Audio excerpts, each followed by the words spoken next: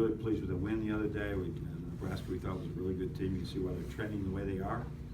And now we go to Wisconsin, where they've always been good, great team. I think we've always played them tough, but we haven't come out on the right side nearly enough, including some really disappointing losses. So this is going to the four seniors that have been to the Final Four.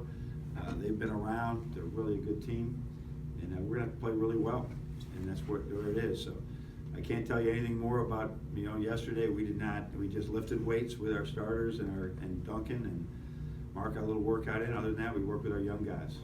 This is the second of our 3-game in 2 days span, and rest has been the premium here instead of improvement. And so there's hopefully we will be able to do some things today that will help us tomorrow, and do an 8 o'clock game. And finally, I think our schedule starts calming down as far as rest periods will be more common as we go forward. I think it'll be game to game. Who's in foul trouble, I think, would be one thing, right? That we may not have done that if it wasn't Derek. Derek that was in foul trouble. Our backcourt was in foul trouble, and so with especially with the 1-3-1 zone, you have to have guards that have experience in the game, and that's it would be game to game.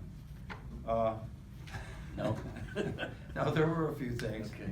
There were a few things. What'd you see? But what I did show is how Ty Webster uses the dribble so effectively, and to be able to go around people and play, But we got 2 30-second stops and shot clock violations in the first half.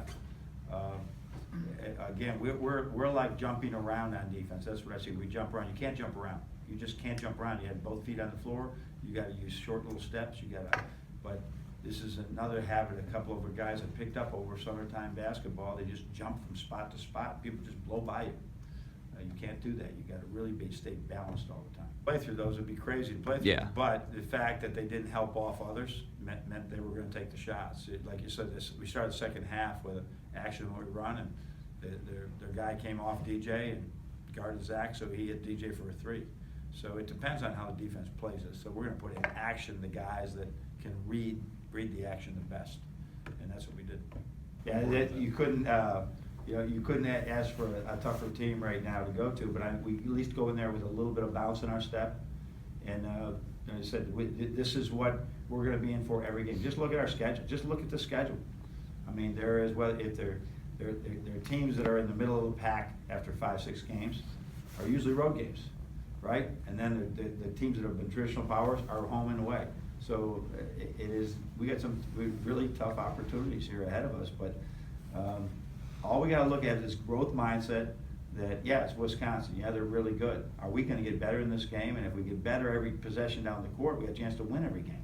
We've gone the other way with a couple of our guys that they virtually never foul, and so they're giving layups up. And so that's a tough thing. We're both, I think Mark and Mo, DJ have been foul prone in the past. Now they're not, but that's not necessarily good. Just being more physical and taking that chance at a block call, a shooting, when a guy's shooting the ball and you're really physical with him, you get a foul, big deal, right? But you just can't sit and watch a guy shoot like we watched a couple guys just shoot the ball over us. And that's embrace it. Yes, you used to be skinny, you used to be weak, you're not anymore, so you can play like it. But it is something that's, we're working, believe me, we're working on it. We talk about it and they see it. And I applaud it when other teams do it. What they do better than anybody is post up at every position and play out of the post up. And I think that's really, there's very few ball screens, although there are, but they're playing out of post up, post up, post up. Even if they got to do it like what I call the LeBron post up, you catch it at 3 and you just dribble the guy back in. They're just really good at playing off of that. Everybody's an elite passer. And what they're doing is they're playing like I think if we ever had like a whole bunch of 3 or 4 year players that were always together for 4 years, they play connected like crazy, and defensively and offensively. And we haven't been able to get to that point to have that type of consistency they've had. Yeah, I didn't want to give in to, it's a great question. I didn't want to give in to this idea, okay, he's a 3-point shooter. We want to establish he's a big man who can shoot. He's not a shooter who plays big man. So we didn't want to give in to that too early. And as you saw him, we threw it into the post. He had a nice little drop step lefty. And again, now we can sort of complement these two things. But I think if we had started doing that early, that's what you do. I mean, I still have to remind when we're doing our shooting drills, and I'll have to do it today.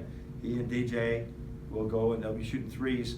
They'll shoot 3 times more threes than they do their post moves.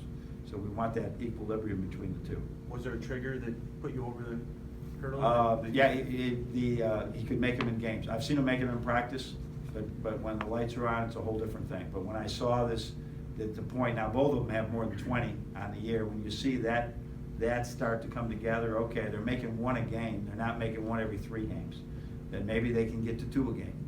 And that's a big difference for us. And as you see, it opens the whole offense. It opens everything up. Because they put people in positions that you were never in. Learned a long time ago, and that's part of the back door and the driving. It's really hard when the basket's behind you to play defense. It's easier when the ball's in front of you, but when the ball's behind you and you're playing defense, it's really hard to defend the ball and your perimeter. And they put you in that all day long. And that's so unique. Michigan State's done a good job with that in the past, but that's so unique in today's, 4 out, and people are driving the ball and kicking and doing things. They're posting the ball and kicking, and you just don't see it that often. No, I just think that he's got to continue to believe in himself. I don't think there was any switch. I know he does do a lot of work with, like we all do, in positive imagery, and just seeing himself having success.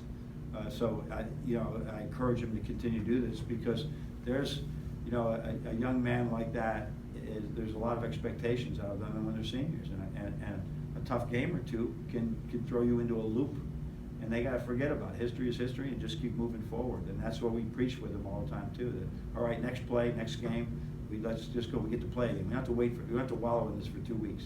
So that's, I think, just playing free and clearing the clutter in his mind is very helpful for him.